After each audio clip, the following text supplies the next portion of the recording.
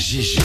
L'idée des grandes gueules n'est pas d'être un petit village dans sa fierté, face à tous les autres journalistes qui auraient renoncé. Ce que, de plus, nous ne croyons pas. Notre idée est plutôt de faire école, d'aider tout le monde et de constituer un laboratoire utile à tout le monde. Ici commence l'actualité de la Guinée. Bienvenue chez les GG. Bienvenue dans la deuxième partie de cette émission Les GG sur Radio Espace, mais aussi sur Bamboo FM. Vous nous écoutez à Farana sur cette radio. Merci à ceux qui nous rejoignent du côté de Mamou sur Fraternité FM, la radio de la fratrie. Merci à vous tous sur Facebook, entre autres. On continue à réagir sur Twitter. Guinée News aussi relaie cette émission, mesdames et messieurs. Merci à vous tous à l'international. Continuez à réagir. Le contact s'affiche juste en bas de l'écran sur Twitter, entre autres. Sinon, ça se passe là aussi par SMS au 657 39 13 13. Avec plaisir, nous allons relayer vos messages dans un instant. Si tout va bien aussi, dans une demi-heure, pourquoi pas, si vous le voulez bien. Je le disais tantôt à l'entame, peut-on désormais compter sur les médecins guinéens pour réussir les opérations chirurgicales les plus compliquées? Nous posons cette question. Peut-être oui. Des chirurgiens pédiatres viennent de réaliser un grand exploit. Il le dit ce matin, Jacques Lewaleno. Ils ont en effet séparé et sauvé donc des bébés siamois venus, il faut le dire, du côté de Farana. Même si on déplore évidemment le décès de la maman, nous essayons de donner la parole ce matin, mesdames et messieurs, à Dr Balamoussa Touré. Eh bien, il faut le rappeler, il est notre invité. Il est médecin, pédiatre, donc nous allons l'écouter ce matin dans les GG sur Radio Espace Guinée. Je le disais tantôt aussi, la Guinée disposait, il y a encore peu de temps, d'importantes ressources forestières. Aujourd'hui, celle-ci est principalement représentée par quelques lambeaux de forêt classées, dont la superficie totale est légèrement inférieure à 1 140 000 hectares. Nous essayons de comprendre ce matin, évidemment, avec Mohamed Condé, président de l'ONG Action pour la défense de l'environnement, qui essaye d'alerter les autorités. On va y aller avec vos réactions dans un instant, évidemment, sur le 657 39 13 13. Vous êtes très nombreux, évidemment, à nous écrire, avec Amadou Sow à la réalisation. Vraiment, je suis très convaincu que de votre incroyable émission, surtout l'idée de Moïse. Je suis Condé à bout depuis Cancan. Nous restons avec cet autre aussi qui nous écrit: bravo Espace, les Chinois travaillent avec les hauts fonctionnaires en amont du système pauvre de nous. C'est un auditeur anonyme qui nous envoie ce message. On reste avec cet autre aussi qui nous écrit: bonjour les grandes gueules, c'est Ibrahima Capello Cissé de Sonfonia. La déception aujourd'hui des RPGistes, c'est de garder Jenab Nabaya au niveau du gouvernement. Nous espérons que ce gouvernement doit être fondé par compétence et capacité et non par appartenance politique. Allah sauve ce pays. Malheureusement, le message n'est pas signé. Bonjour les GG, c'est Telemo Mounemou. Je demande au président que si quelqu'un refuse un poste ministériel, qu'on me donne, voilà, lui il le dit ce matin, j'ai envie d'apporter ma pierre à l'édifice. C'est un auditeur qui nous envoie ce message. Malheureusement, ce n'est pas signé. On va rester dans le sillage avec cet autre aussi. Aliou Diallo, je voudrais dire à Mouktar Diallo que ce n'est pas parce qu'il a mouillé le maillot qu'il doit avoir un ministère juteux.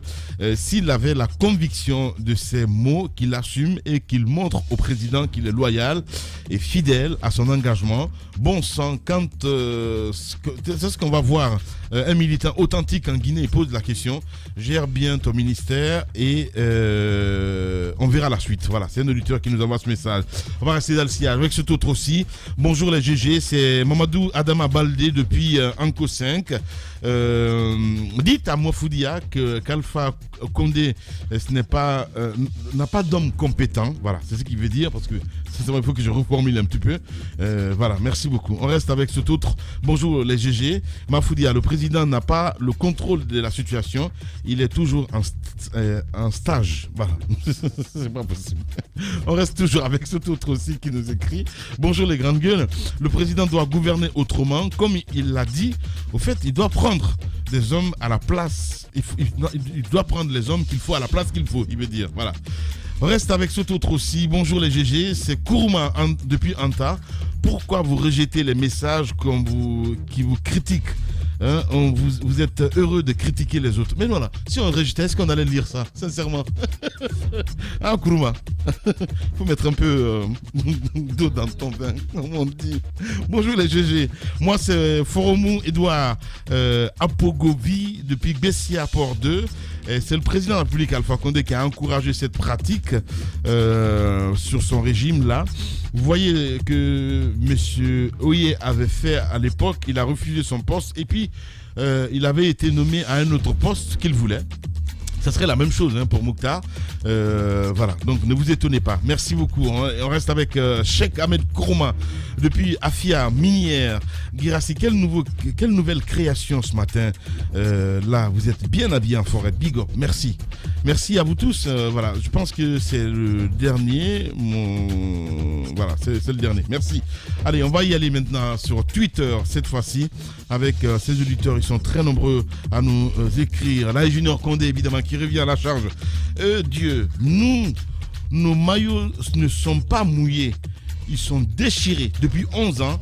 Quelle est votre bascule de passage de mouillage de maillot? Franchement, foutaise. Heureusement que nous avons une éducation de respect profond pour le président.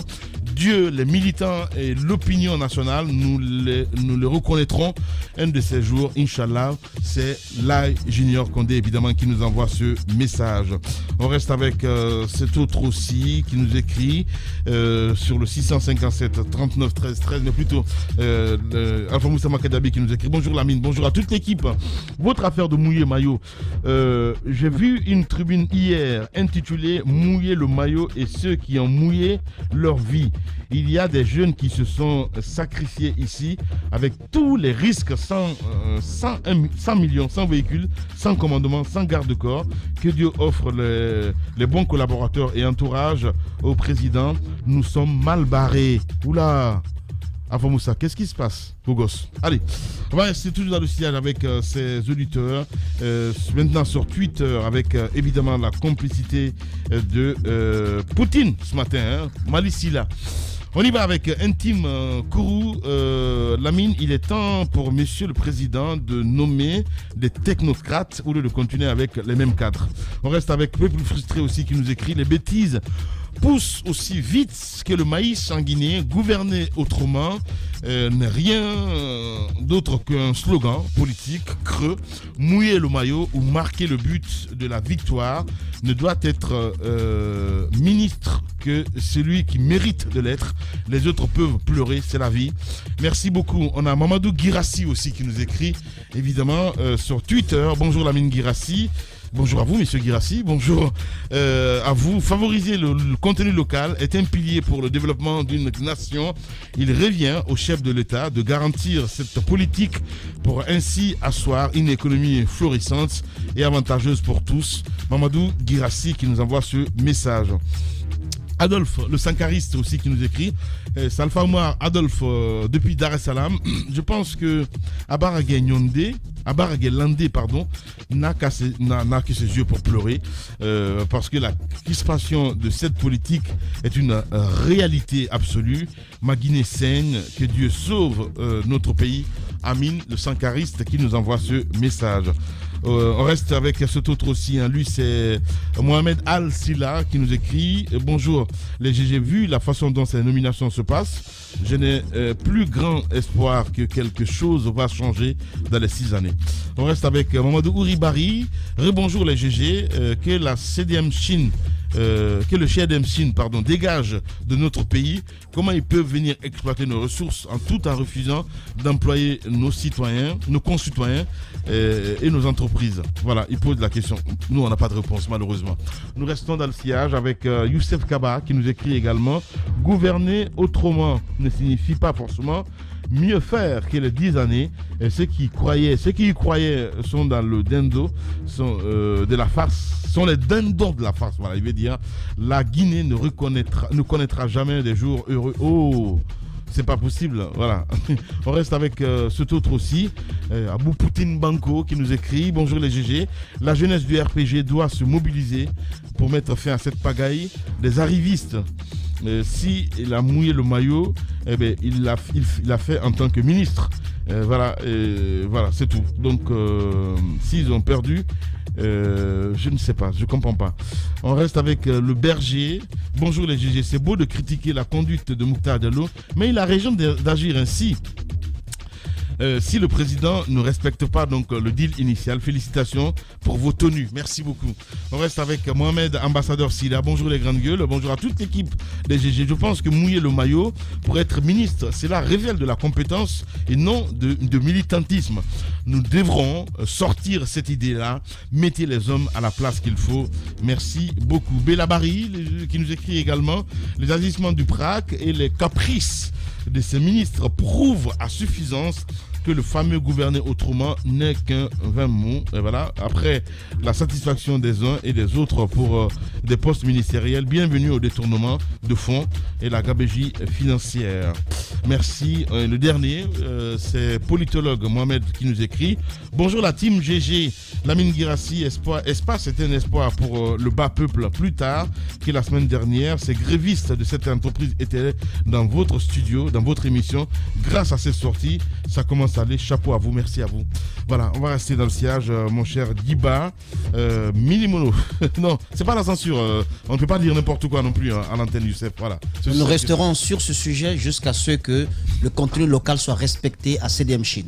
Oui, voilà. Et ça soit respecté dans ce pays, en général. En général, oui, partout. Voilà. Parce que c'est pourquoi j'ai pris l'exemple. Diba, tu en ris, mais de façon sournoise. J'ai pris l'exemple sur le... Non, je sais, on sait bien de quoi on parle. J'ai pris l'exemple sur le secteur bancaire. Parce que ça se fait également là-bas de la même manière.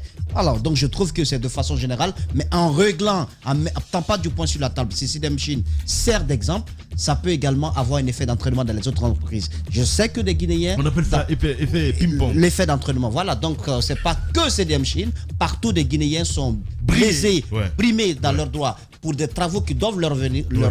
Je pense qu'il faut faire briller le contenu local. Voilà. J'aimerais juste dire une chose, c'est par rapport un peu à l'exploitation minière dans le pays. C'est que si nous regardons la Guinée de 2011 à maintenant, on peut constater que si vous prenez les chiffres officiels, on nous parle de 10 milliards d'investissements dans les mines rien que de 2011 à nos jours, à 2018. Oui. Donc ça veut dire normalement qu'il y a une multitude de sociétés minières qui opèrent dans le pays. Ouais. Et donc 15% du PIB guinéen vient des mines. Ça veut dire que 78% de nos recettes, normalement, proviennent des mines et les 33% du budget national viennent des mines. Quel est l'impact de tout ça aujourd'hui sur le train de vie du Guinéen? C'est la question qu'il faut se poser. Chaque année, on nous miroite des chiffres pour dire la Guinée a été deuxième dans le classement. Juste après, parfois, on parle de la Chine, on parle d'autres pays. Du point de vue exportation de la bauxite. On parle de 60 millions d'exportations de production annuelle. Mais si on parle de 60 millions de production annuelle, je pense qu'on pose mal l'équation. C'est la politique minière qu'il faut revoir. Ce n'est pas en prenant la terre rouge et qu'on envoie à l'étranger qui peut avoir un impact, disons, sur le développement de la Guinée. Aujourd'hui, je pense que qui parle de mine, il faut parler de l'énergie. Parce que si, par exemple, c'est cette bauxite qu'on avait, on pouvait transformer cela en alumine sur place, ça pouvait avoir un impact. Cela se fera bientôt avec la SMB. Oui, justement. Donc ce projet, et d'ailleurs, n'oubliez pas que la SMB a au moins 3 milliards de dollars d'investissement dans les mines rien qu'en Guinée. Donc ça veut dire que si nous avons l'énergie, nous avons l'industrie, il y a des milliers d'emplois que cela peut générer. Sans compter l'externalité sur la zone où on va installer la raffinerie. Ça, et deuxièmement aussi, au-delà de ça, il y a l'interrelation entre les secteurs. Qui va développer l'énergie, vous développez l'industrie. Et vous développez l'industrie, vous développez l'agriculture. Fort malheureusement, aujourd'hui, il y a ce qu'on appelle le syndrome hollandais. Ça fait qu'on a plus croisé nos efforts sur les mines. Normalement, le président sur les mines, et ça défavorise les autres secteurs. Ça fait qu'on importe plus la bauxite qu'on peut importer, par exemple, les productions agricoles. Donc, si on ne fait pas attention, parce que les mines, ça peut disparaître. Donc, il faudrait utiliser les ressources qui viennent des mines pour développer les autres secteurs, parce qu'il y a le syndrome hollandais qui est dans le pays. Maintenant, par rapport au contenu local, parce que souvent quand on en parle, on pense que ce n'est que les citoyens qui sont dans les zones minières. Le contenu local, c'est tout le pays. Évidemment. En fait, c'est ce que normalement on doit d'abord expliquer parfois aux villageois, parce qu'il y a un problème aussi même de compréhension au niveau des sociétés minières, mais également des citoyens. Cette compréhension, est-ce que ce n'est pas voulu par le gouvernement? Parce que quand on prend le cas de Bokeh, par exemple... Justement, parce qu'il n'y a pas un travail de sensibilisation qui est fait en amont. Je me souviens de... Je sais pas, ce travail. Mais c'est d'abord la population impactée par... Justement, oui, voilà. Je suis d'accord. sur la question. Maintenant, aujourd'hui, il faut un travail de sensibilisation. que ce soit à Boké, à Bofa, à Dingirai, mais aussi vers Sigiri là-bas. Il faut un travail de sensibilisation pour maîtriser d'abord le concept de contenu local. Non seulement au niveau des citoyens, des communautés, mais aussi des entreprises. Parce que si vous prenez par exemple les emplois non qualifiés, les Chinois, ils sont cuisiniers, ils sont gardiens, ils sont tout. Normalement, ce sont des choses ils sont jardiniers même. Oui. Ce sont des choses qui peuvent revenir aux communautés. Donc, du point de vue contenu local. Et le contenu local, ce n'est pas que l'emploi, c'est aussi la formation. Aujourd'hui, ces étudiants qui sortent de géomine, qu'est-ce qu'on en fait? Normalement, ce sont des gens, les sociétés minières ont un plan de formation chaque année qu'ils envoient à l'État. Du point de vue plan de formation, on sait on a telle quantité de jeunes qu'on peut former dans les sociétés minières. On les offre des stages. Cela va permettre, une fois que les Chinois vont rentrer, qu'ils ne puissent pas rentrer avec la technologie, que les jeunes, les Guinéens puissent reprendre la technologie. Mais ce n'est pas fait. Allez-y sur le site de l'ONFPP. Aucun plan de formation n'est disponible. Ce n'est pas respecté. Aussi, il y a la question, par exemple, de la compensation. Parce qu'avec aujourd'hui la récurrence des conflits dans les zones minières, c'est que les citoyens, il y a le problème d'emploi qui se pose. On estime qu'ils viennent prendre la terre ici, nos enfants ne travaillent pas. Donc, il faut résoudre cette question. Il y a aussi la coexistence aujourd'hui entre l'activité minière, mais aussi l'activité agro-pastorale. Parce que Boké, par exemple, là où, par exemple, il y avait les éleveurs, les agriculteurs, la terre est venue tout ramasser. Et qu'est-ce qu'on fait pour ces citoyens-là? C'est une autre paire de mains. Je pense qu'en général, il faut que l'État puisse tenir compte de tous ces aspects et sensibiliser les gens, les sociétés minières, mais aussi les citoyens sur le contenu local, mais aussi protéger le peuple de Guinée. Parce qu'il est dit dans le code minier que les richesses du sol et du sous-sol d'un pays appartiennent au peuple de ce pays. Fort malheureusement, nous sommes des riches pauvres. On a des richesses, mais on n'en bénéficie pas. Et ça ne profite qu'à... Je suis parfaitement d'accord avec toi, Djiba, parce qu'il faut vraiment un travail de sensibilisation. Et il y a un problème que moi, on m'a soufflé à la pause. Il y a ce qu'on appelle le ticket d'entrée. On dit pourquoi aujourd'hui les sociétés chinoises ont plus de sociétés dans le pays, parce que c'est simple. Les sociétés chinoises ne sont pas trop regardantes sur certaines choses. C'est un fait. Parce que lorsqu'il y a l'appel d'offres, il y a ce qu'on appelle le ticket d'entrée, qu'on demande aux sociétés pour voir leur capacité. Il paraîtrait que l'argent qui est payé, au lieu d'aller sur le compte du Trésor public, c'est souvent sur des comptes. C'est effectivement ce que je voulais dire. Si tu me permets. Ça veut dire que cet argent ne vient pas dans les poches de l'État lui-même. Il y a des comptes qu'on envoie à ces entreprises pour dire envoyer l'argent sur ce compte. C'est vrai qu'on parle de Sedem Chine aujourd'hui, mais allez-y à Boké. Le ticket d'entrée, c'est des milliards. Normalement, ça doit aller dans les caisses de l'État. Ce que tu dis là, c'est très grave. Oui, et ça se fait, Lamine. Ça se fait. Cet argent, normalement, doit être bien. Souvent, on dit que c'est des comptes anonymes, on envoie, déverser l'argent sur ce compte. On ne sait pas c'est le compte de qui. On parle de Sedem Chine aujourd'hui, c'est vrai, mais il y a une cinquantaine de sociétés comme ça qui évoluent aujourd'hui sur le territoire de Boké, qui, quand vous fouillez derrière, les Chinois sont certes là, mais ce sont des entreprises qui appartiennent à des Guinéens haut placés. Et pourquoi? Quand ils ont des problèmes avec leurs travailleurs, quand ils ont des problèmes avec la localité, personne n'ose leur dire quoi que ce soit. On a vu la dernière fois avec l'intervention de l'inspecteur, je crois, régional du travail qui est intervenu dans cette émission, mais qui plaide les Chinois. Oui, effectivement. Qui plaide les Chinois, qui leur attrape les deux pieds. Pardon, écoutez-nous et faisons ceci. Le préfet ne peut pas leur dire quoi que ce soit parce que les ordres viennent de Conakry, les ordres viennent soit du département, soit de Sékou-Touré même. Les messieurs, ils sont là, ils ont leurs entreprises, on dit que c'est pour les Chinois, mais ce ne sont pas pour les Chinois, ils travaillent avec les Chinois. Ils sont des actionnaires dans ces sociétés, au point qu'on a vu cette mission parlementaire qui, à un moment donné, était allée à SMB, auquel on a interdit l'accès aux installations. On dit il faut que Kassori dise quelque chose pour que vous entriez. Donc ils sont allés, leur tour n'a été que pour rien. Et à côté de ceux dont on est en train de parler aujourd'hui avec Sedem Chine, la dernière fois également, il y a d'autres qui nous appelaient pour nous dire qu'ils sont une trentaine. Ils ont travaillé avec SMB pendant 3 ans.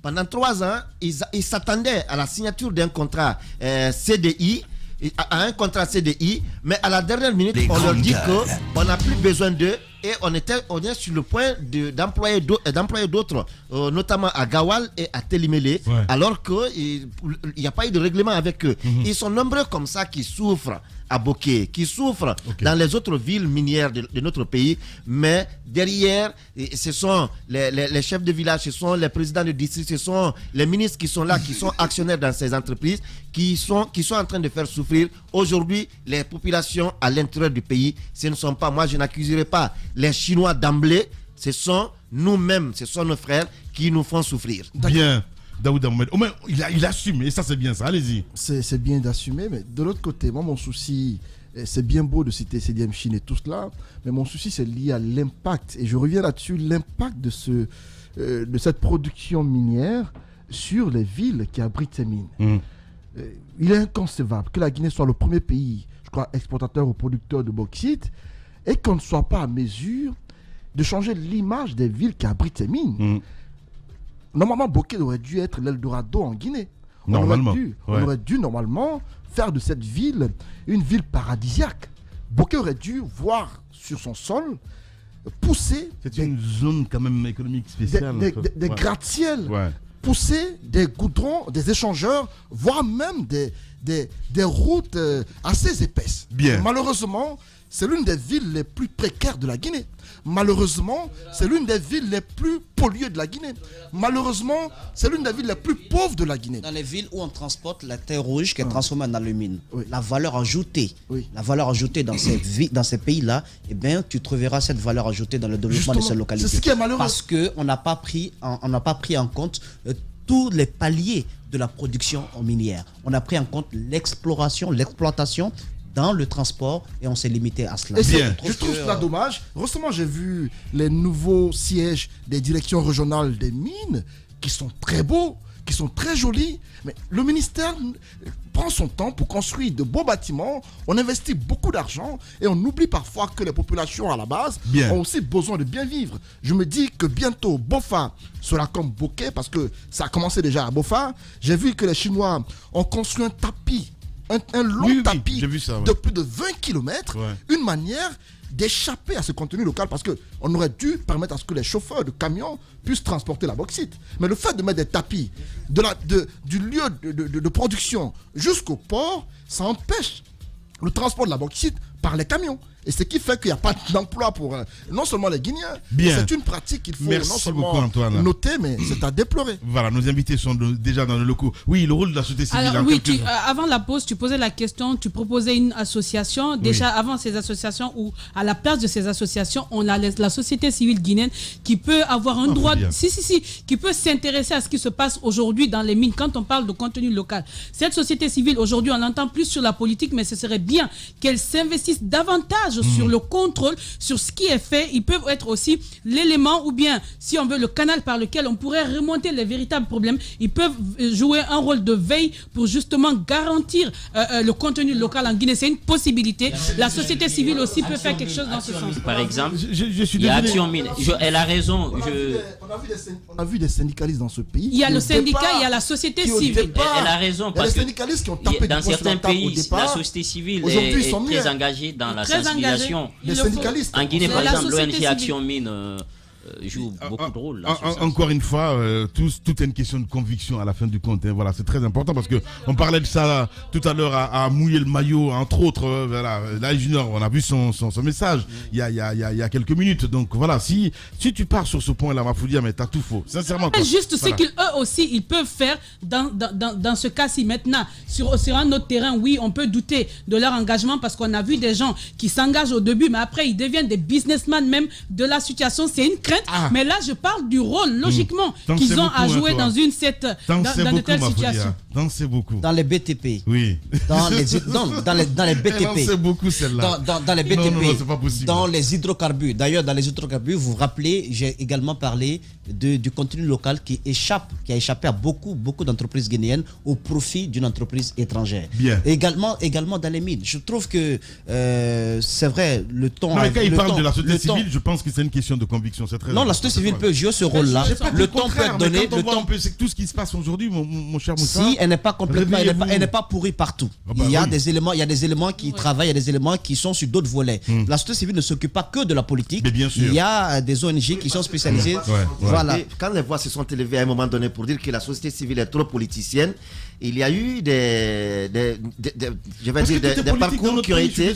Oui, non, il y a eu des ouvertures. Il y a eu des ouvertures au sein de la société civile. Il y en a qui s'occupent, comme celui qu'on va recevoir de l'environnement tout à l'heure, qui s'occupent de l'environnement. Il y en a d'autres qui s'occupent. En tout cas, chacun essaie d'être dans un cadre aujourd'hui pour éviter d'être trop dans la politique. Et c'est ce qu'il faut encourager. Et il faut que l'État accepte de les recevoir dans leurs critiques qu'ils font, dans les propositions qu'ils font, et afin de permettre aux populations de tirer profit de ce que nous produisons ou de ce qu'on produit sur nos terres. Ouais, ça s'appelle tout simplement la conviction. Encore une fois, je veux dire, j'insiste là-dessus, parce que même si on prend les politiques, j'ai cité quelques jeunes tout à l'heure du côté du RPG Arc-en-Ciel, voilà, qui, ma foi, ont mouillé le maillot, si on peut se permettre de dire ainsi. Voilà, donc, mais quoi qu'il arrive, quoi, les gars, ils sont toujours là. Je parle de Alpha Moussama Kadiabi, on va me dire, ouais, tu vois, le jeune, parce que tout simplement, c'est son petit. Ce n'est pas le cas. Tu vois ce que je veux dire?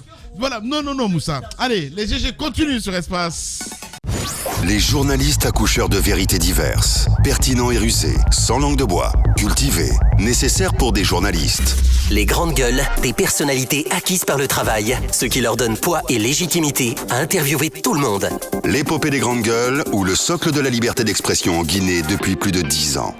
Tous les matins, évidemment, sur Radio Espace, mais aussi sur Espace TV. Merci à nos radios partenaires. Vous nous regardez également sur Facebook, entre autres, sur Twitter.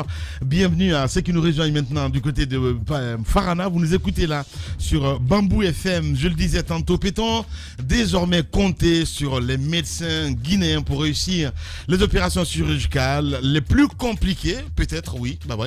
Les chirurgiens pédiatres viennent en tout cas de réaliser un grand exploit. Ils ont en effet séparé et sauvé des bébés siamois venus récemment de Farana, même si l'on regrette évidemment la mort de leur maman à l'accouchement. Comment ont-ils réussi cette prouesse? Nous posons cette question ce matin à notre invité. Vous le voyez à l'écran, évidemment, c'est bien sûr Dr Balamoussa Touré. Il est avec nous dans ce studio. Dr Balamoussa, bonjour et bienvenue chez les Grandes Gueules. Bonjour. Bienvenue, bonne année 2021. Merci à vous de même. Alors, docteur, est-ce qu'on peut dire que c'est une première, ce que vous avez réussi là en Guinée? À ma connaissance, oui. Ouais. On peut dire ça. C'est important de nous planter le décor. Qu'est-ce qui s'est passé? On a vu ces images de bébés collés, qu'on appelle siamois, venant de Farana. Okay. Comment les avez-vous reçus et quel a été votre constat des faits? Merci. Pour la petite histoire, c'est que ces bébés siamois ont été présentés au journal Parler. Oui. Je crois que l'Espace, RTG, tout. Vers 20h, 21h, comme ça. Du coup, j'ai eu plusieurs appels me demandant si c'est possible qu'on réalise ces interventions ici. Qu'est-ce qu'il faut vraiment faire pour ces bébés pour les aider? Parce qu'on avait signalé aussitôt que la maman des bébés est décédée. Oui. Donc l'émotion était là et beaucoup de gens ont essayé vraiment d'aider ces enfants. Oui. Alors, j'ai aussitôt répondu clairement et dit voir les siamois à la télé et les examiner, c'est différent. Parce que quand on les examine, il y a des examens qu'il faut réaliser pour que l'équipe médicale se détermine. Donc, je souhaiterais voir ces siamois et puis pour me déterminer. Alors, le matin très tôt, un monsieur que je garde le nom, un monsieur Camara, et il m'a appelé, qui m'a dit, docteur, plusieurs personnes m'ont parlé de vous, donc je viens à vous, est-ce que vous pouvez faire quelque chose pour ces enfants? J'ai répété la même chose. Il faut qu'ils soient à Conakry, et qu'il faut, c'est après un examen, et puis un collège médical que je vais me déterminer. Alors je l'ai rassuré quand même, le monsieur, aussitôt. Il a dit, monsieur Camara, si vous avez confiance en moi, faites venir les enfants. Une fois que les enfants sont là, je ferai le nécessaire. Et si réellement on ne peut pas leur faire ici, on vous aidera pour évacuer ces enfants. Et bien voilà comment j'ai connu ces enfants. Donc vous les avez connus, ce n'est pas le premier cas de siamois qu'on a réussi en Guinée. On a vu la première dame avec sa fondation Prosmi à un moment donné évacuée du côté de la France. Est-ce que Dr Touré était-il à Conakry ou n'était-il pas même à l'époque de prendre en charge ces bébés siamois? Au fait, j'étais à Conakry. J'ai essayé à l'époque de voir le cas, mais finalement, en fait, les enfants, ils n'étaient pas dans mon service à peu près. D'accord. Je peux dire comme ça. Ouais. Et en fait, je n'ai pas été... Alors, quel était le tableau? Dans quel tableau vous avez trouvé ces siamois? Est-ce qu'il n'y a pas différents paliers? Les bébés siamois, c'est vrai, la même appellation, mais ils ne se ressemblent pas selon les spécialistes. Il y a des cas plus compliqués que d'autres. Eux, c'était quoi leur particularité? Les siamois présents. Exactement. Voilà.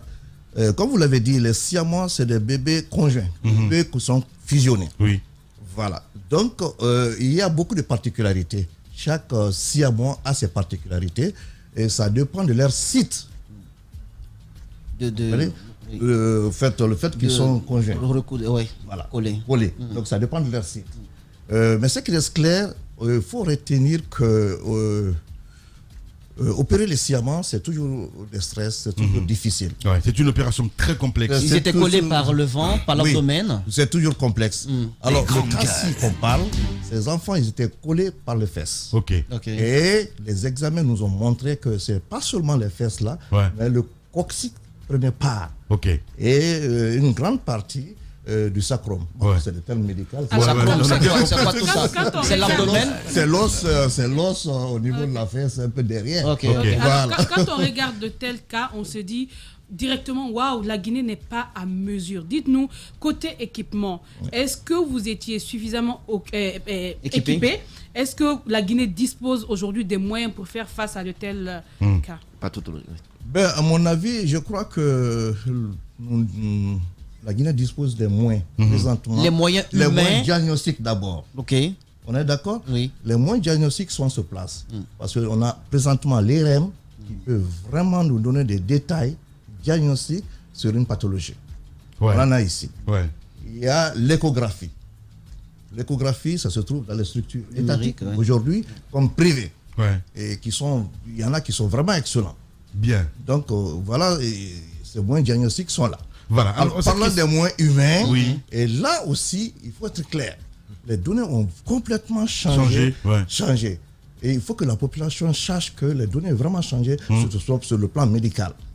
Alors, parce que nous avons des spécialistes. Comment alors expliquer qu'aujourd'hui en Guinée, tout le monde se précipite à l'extérieur pour tout traitement de qualité? C'est peut-être la mentalité. Ouais, la mentalité, le réflexe. Le réflexe est là et les passés, vu ça. Mais vous n'allez pas occulter quand même les problèmes que certains rencontrent lorsqu'ils vont dans nos hôpitaux. Soit c'est des erreurs de traitement, de diagnostic qui en viennent à d'autres problèmes. Les fautes professionnelles existent aussi. Bon, moi j'ai envie qu'on reste... Non mais il peut répondre. Oui, Antoine, attention. Il peut répondre, c'est une question. Les fautes professionnelles, arriver à l'hôpital, bon, je n'occulte pas, je ne veux pas occulter les gens, franchement. Peut-être, certes, ça peut exister, mais de moins en moins. Bien. De moins en moins. De moins en moins. Alors, cette question, avant de continuer, docteur, c'est Makime Bamba, une consoeur de la RTG, qui pose la question. Les siamois, s'ils sont liés par les fesses, et si c'était par les membres supérieurs, qu'ils aient un seul sexe ou un cœur, qu'allait-il arriver? Au fait, comme je l'ai dit tantôt, l'intervention des siamois prend en mesure prend en compte beaucoup de mesures. Ouais. Okay? Alors, quand les siamois sont là, les chirurgiens se posent la question. En fait, il y a 3 scénarios. Il y a des siamois qui viennent, qu'on peut opérer immédiatement. Il y a des siamois qui viennent, qu'il faut différer, retarder l'intervention. Et il y a des cas où on ne peut absolument rien faire. Vous êtes d'accord avec moi? Il y a des siamois qui naissent, on voit que il y a un d'eux qui est mourant. Et là, il faut immédiatement intervenir. Il faut les séparer. Il y a des siamois qu'il faut retarder. Comme ce cas, l'urgence n'était pas là. Il faut donner le temps aux enfants de se stabiliser. Et surtout ce cas-là, pour que ces enfants soient nourris. Ils ont perdu leur maman, donc la nutrition est importante ici. Et de passage, je salue le service de Heribert Massouri, la nutrition, qui nous a vraiment aidés sur ce plan-là. Et il y a des siamois qui viennent où on ne peut absolument rien faire. Ils sont associés, ils ont un seul cœur. Qui va tenter de séparer ça? Voilà un peu le problème qui est là. Allez-y, Antoine, dernière question. Voilà, Non, docteur, j'ai une autre, s'il vous plaît. après cette séparation, est-ce qu'il y a des risques par rapport à leur évolution? Jusqu'à quel âge est-il possible d'intervenir sur le plan chirurgical? Est-ce que après l'opération, il y a des conséquences par rapport à leur existence? Je sais qu'il y aura forcément un effet sur leur postérieur, mais ce sera quoi les conséquences sur leur évolution? Bon, je dirais que ce sera des enfants, à mon avis, normaux, comme tous les autres enfants. C'est vrai, ils auront une cicatrice au niveau des fesses, d'accord, ce n'est rien, ça va aller. Mais je pense que pour notre cas, ça va. Et je suis là à voir, à l'âge de 4 ans, examiner que les enfants ils soient propres, qu'ils soient continents. Très bien. Est-ce qu'il y a des erreurs à éviter au niveau des femmes enceintes? Est-ce qu'on peut éviter d'avoir des bébés siamois? Je crois que c'est une très bonne question. Une très bonne question. Éviter d'avoir des bébés siamois. Des bébés siamois. Voilà, il faut encourager nos mamans d'accepter d'être suivies. Suivi, c'est très important. Suivi de la grossesse. Et surtout réaliser l'échographie. Il y en a partout en Guinée aujourd'hui. Réaliser l'échographie au cours du premier trimestre de la grossesse. On peut détecter ces malformations. Et quand on détecte à l'échographie ces malformations au cours de ce premier trimestre, et les femmes sont suivies aussitôt. Bien. Mais prenons le cas, ce cas-ci. Si réellement cette femme qui est décédée, paix à son âme, lors de l'accouchement, si elle était suivie, je suis convaincu qu'on allait le transporter à Conakry. Et que toutes les mesures seront prises pour accueillir les enfants. Bien. Pour l'interruption de la grossesse. Merci beaucoup. Bien sûr, c'est ça que je veux dire. Merci beaucoup, docteur. Merci beaucoup, docteur Voilà Moussa, d'être passé nous voir ce matin. Voici donc les Guinéens qui nous rendent fiers, évidemment. Merci à vous tous. Merci à vous. Bon courage à vous, docteur. Merci. Voilà, et ce message d'ailleurs de Ahmed Kourma qui nous écrit je voudrais vraiment que tu félicites le docteur Touré pour cette extraordinaire prouesse. Voilà, il n'y a rien de plus bel acte en ce monde que celui de sauver des vies. Je suis extrêmement fier de cette médecine-là, évidemment. Les Guinéens qui nous rendent fiers. J'ai fait venir les neurologues pour évaluer est-ce que ces enfants peuvent, ses parents peuvent marcher. Donc c'est très important de signaler ça. Et c'est toute une équipe. Toute une équipe. Les anesthésistes qui ont joué un grand rôle. C'est quelle clinique vous avez fait ça? En fait, on a fait avec la clinique Ambroise Paré. Ambroise Paré, d'accord. Ambroise Paré. Voilà, à cause de l'espace, à cause de la disponibilité des appareils d'anesthésie, d'équipement, en un mot. Voilà, donc c'est toute une équipe. C'est pas Dr Touré seulement. Bien, on a bien compris. J'ai coordonné. Vous-même, vous êtes à Vous servez où vous servez dans un hôpital public? Oui, bien sûr. Je suis à Niasdine.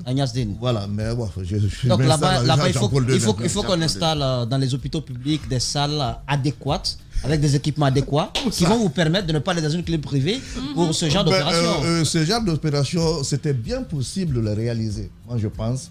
À l'état actuel, si donc elle fonctionnait. Voilà. Parce que là, selon l'information que nous avons, c'est les matériels du dernier cri. Donc, et je pense que c'est bien possible de réaliser ça. Et malgré ça, vu que ça ne marche pas, on a vu le directeur de la clinique Pasteur, de la clinique Ambroise Paré, qui nous a accepté de faire tout gratuitement. Super. Et toutes les équipes qui ont intervenu dans cette intervention, commencer par les anesthésistes, les chirurgiens, les nutritionnistes, les pédiatres, ainsi de suite. Tout le monde a fait gratuitement. C'est très important de le dire. Parce que, je tiens à le signaler, parce qu'on m'a sifflé. Moi-même, j'ai écouté dans une radio en langue locale qu'on a l'habitude d'envoyer ses enfants en Europe. Pourquoi ne pas envoyer ces enfants en Europe? Les médecins guinéens veulent prendre l'argent et puis tuer les enfants des autres. Alors ça m'a vraiment touché, mais ça ne m'a pas empêché d'aller et tenter la chance. Docteur, on est très très fiers de vous, évidemment. Merci à vous tous à l'international. Les Grandes Gueules continuent sur Espace. Cette fois-ci, c'est du bon. Allez. Les Grandes Gueules sur Espace, c'est la représentativité de la diversité de la société guinéenne. Ils n'ont jamais peur de défendre leurs idées. Entre débats animés, accrochages et éclats de rire, 2 heures de talk-show pour parler, décrypter et débattre de l'actualité et des véritables préoccupations des Guinéens. De 9h à 11h sur Radio Espace et en simultané sur Espace TV. La Guinée d'en bas s'exprime évidemment dans cette émission tous les matins. Merci à vous qui nous rejoignez. Évidemment, mesdames et messieurs, on parle environnement maintenant. Bah oui, c'est important aussi, il faut le dire. La Guinée disposait il y a encore peu de temps d'importantes ressources forestières. Aujourd'hui, celle-ci est principalement représentée par quelques lambeaux de forêt classés dont la superficie totale est légèrement inférieure à 1 140 000 hectares. Ben oui, c'est le chiffre que Jacques Lewaleno nous donne ce matin. Aujourd'hui, victime d'une exploitation à outrance et sauvage, les forêts guinéennes, jadis denses, cèdent le pas aux forêts éparses avec pour conséquence la variation climatique et la variation des périodes culturelles. Un groupe d'environnementalistes guinéens se donne pour vocation de défendre l'environnement et il souhaite évidemment notamment attirer l'attention des autorités et des Guinéens, en tout cas dans leur ensemble, sur le danger qui guette le pays. Mohamed Condé, vous le voyez à l'écran, président de l'ONG Action pour la défense de l'environnement. Il est notre deuxième invité ce matin dans la grande gueule, mon cher Moïse. Ça me démange. Oui, ça me démange parce que M. Condé, bonjour. Bonjour. Bienvenue donc jeune, dans les grandes ça. gueules. Oui, c'est la société civile, la mine, je vous rappelle. C'est bien, c'est bien. C'est la société civile dont on parlait tantôt. Bien. Alors, d'où vous êtes parti pour faire ce constat? Qu'est-ce qui vous a motivé? Est-ce qu'il y avait urgence à agir, à répertorier tout cela? Bonjour à toutes les auditrices et auditeurs de la radio Espace FM. D'abord, je vous remercie pour l'invitation. Le constat qui nous a amené à faire des observations sur l'environnement, vous conviendrez avec moi depuis personnellement que j'étais sur le banc à l'université et en matière de cours de droit de l'environnement. Nous avons essayé avec quelques amis de donner les mains pour prendre l'initiative et pour projeter un regard positif dans le cadre de la protection de l'environnement. Et sur ce projet, nous avons constaté avec amertume, en s'approchant d'autres experts environnementaux, mais bien évidemment en menant des recherches sur la question environnementale proprement dite de la Guinée, mais sur le plan international, il s'est avéré effectivement que nous tendons vers une catastrophe dont si nous ne prenions pas des mesures nécessaires pour protéger l'environnement. Donc il y avait urgence, il y avait une catastrophe en vue. Effectivement, il y a plus qu'une urgence. Alors comment vous êtes arrivé au chiffre d'1 140 000 hectares de forêt dans notre pays? Je vais vous le dire. Après l'indépendance, en 1964, la forêt guinéenne était estimée à plus de 2 400 000 hectares. Et aujourd'hui, plus de 200 000 hectares ont déjà disparu. Et ce qui fait aujourd'hui qu'il nous reste par estimation un chiffre de 1 140 000 hectares. Et ces chiffres sont valablement donnés par quelques experts qui s'investissent dans le cadre de la protection de l'environnement, dont nous prenions contact très souvent. Mais bien évidemment aussi, nous nous investissons pour faire en sorte que nous puissions essayer d'élargir ces investigations dans le cadre de la protection de l'environnement. Alors notre question, on sait qu'il y a quelques années, avec ce qu'on appelle l'initiative présidentielle pour l'environnement, est-ce qu'aujourd'hui, les campagnes qui sont annoncées, vous avez la possibilité de savoir quel impact ces campagnes ont sur la réalité? Moi, bien avant même ces campagnes, c'était par rapport un peu aux causes, parce qu'il y a un problème qui est posé. Qu'est-ce qui justifie aujourd'hui cette situation qui est déforestation à outrance, qui est catastrophique? Est-ce que c'est la coupe abusive des bois, ou bien c'est parce que c'est des industriels aujourd'hui qui sont au même titre que certains citoyens en train de dites-nous les zones les plus touchées, impactées par les grandes gueules. Une importante question. D'abord, je vais vous le dire, la cause de la déforestation aujourd'hui, les causes sont variables. D'une part, il y a l'effet des brouches. D'autre part, il y a l'exploitation minière. Tout à fait. Et aussi, il faut le rappeler, il y a une société qui aujourd'hui installée dans la forêt des Diamants que nous appelons forêt forte, qui est chargée de l'exploitation des bois. Forêt forte. Forêt forte. Du côté et les causes sont de la fortes. Guinée Justement, forestière. de la Guinée forestière. Ouais. Et aujourd'hui, les cris d'alarme ont été lancés parlant de l'exploitation forestière. Ce qui met aujourd'hui en danger, pas seulement que l'homme en personne, mais la biodiversité dans son ensemble. Et vous conviendrez avec moi, la faune, la flore sont tous aujourd'hui menacés, et ce qui fait qu'aujourd'hui, nous constatons un dérèglement climatique dans notre pays qui ne dit pas son nom. D'accord. Le constat quand même là-dessus, parce que on sait bien qu'il y a un ministère de l'Environnement ici. Que fait l'État dans ce sens-là? Parce que vous êtes de la société civile, vous avez cité une société forêt forte du côté de la Guinée forestière. Qu'est-ce qui est fait? Vous vous rappelez, Lamine, juste pour rappel, vous vous souvenez de Djegetour en Guinée forestière, les prises de bec que j'ai eues avec le Français représentant de forêt forte. Mais je me souviens également de l'initiative, je ne sais pas si vous êtes au courant, l'initiative prise par le ministère de l'Environnement, Oye Guilavogui à faire appel sur instruction bien entendu du chef de l'État à faire appel à des ONG dans le cadre d'un reboisement intensif dans des zones qui ont été très les grandes gueules.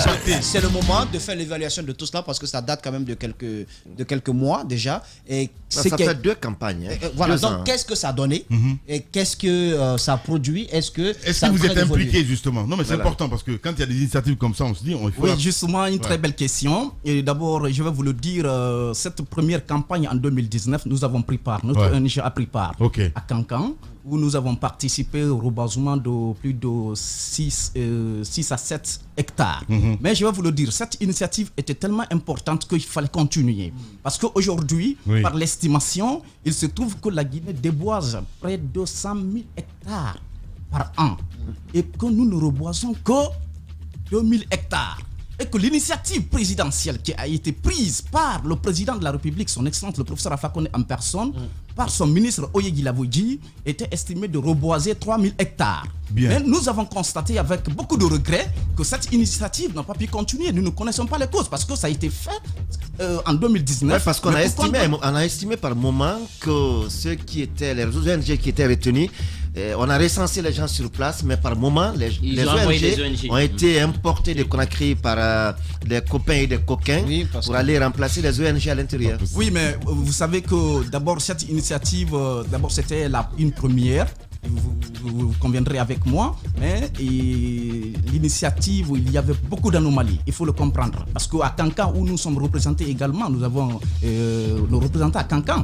À Cancan, où nous sommes représentés, il y avait des personnes qui ont été incluses dans ce projet qui n'ont aucune connaissance de l'environnement. Et par exemple, les CERE et tant d'autres associations. Les CERE, on peut avoir avec l'environnement s'ils n'ont pas une connaissance parfaite. Un petit mot juste par rapport à Fangassi. Je ne sais pas, vous avez entendu parler de Fangassi? Non. Oui, de la forêt de Bossou. Cette femelle chimpanzé qui est née dans la forêt de Bossou, c'est sur le territoire national. Pour son anniversaire, pour son baptême plutôt, des délégations sont venues du Libéria, de la Côte d'Ivoire, pour assister au baptême de ce bébé chimpanzé. Ça veut dire qu'en matière de biodiversité, nous avons beaucoup de chance. Mais si on ne fait pas attention, je pense que dans les années à venir, on risque d'être comme certains d'autres pays. Il faut préserver le peu que nous avons. Les forêts déjà de Conakry démontrent que nous sommes assez laxistes sur la protection de l'environnement. Et normalement, aujourd'hui, les forêts sont pratiquement clairsemées. Ces forêts classées de Ziama, de Yeke, aussi de Ndaman, de l'autre côté vers Koundara et autres. Et ici aussi à Kindia. Maintenant, moi, c'est la responsabilité de l'État. Vous vous souvenez, en 2011, je crois qu'il y avait un arrêté qui interdisait la coupe abusive des bois, le transport et l'exploitation. Mais comment comprendre qu'on puisse prendre des bois à l'intérieur du pays, les transporter jusqu'à Conakry, devant des agents, notamment par exemple de ce corps qui a été constitué pour la défense de la forêt, nous avons eu les gardes forestiers. Comment ça se fait? Parce qu'ils sont là justement pour veiller à cela. Ce n'est pas fait. Il y a les barrages. Vous vous rappelez Otal Mohamed Saïd Fofana qui était Premier ministre en même temps, qui était aussi actionnaire dans ce business. Et aujourd'hui, le transport, normalement, il y a un arrêté qui a été pris pour interdire le transport. Et ça se fait au vu de tout le monde. Personne n'agit. Donc il faudrait impliquer les directeurs communaux et préfectoraux de l'environnement pour qu'ils essaient de jouer pleinement leur rôle. Allez-y, Antoine. Moi, ma question, c'est par rapport à votre champ d'action. Est-ce que vous êtes suffisamment équipé pour pouvoir agir sur le terrain? Quelles sont les zones répertoriées? Récemment, on a été dans la forêt de Déré, entre la Côte d'Ivoire et la Guinée. On a constaté que cette forêt a été complètement bradée par les Guinéens à des étrangers. Est-ce que vous avez fait le constat de ce côté aussi? pas entièrement, mais si parlons de notre ONG, et pour répondre à votre question, nous ne sommes pas mieux équipés aujourd'hui pour mener ou pour élargir nos centres d'action. Et je vais un peu élargir sur l'avis de M. Moïse, lorsqu'il parlait tout à l'heure de la biodiversité, notamment la flore, des espèces animales.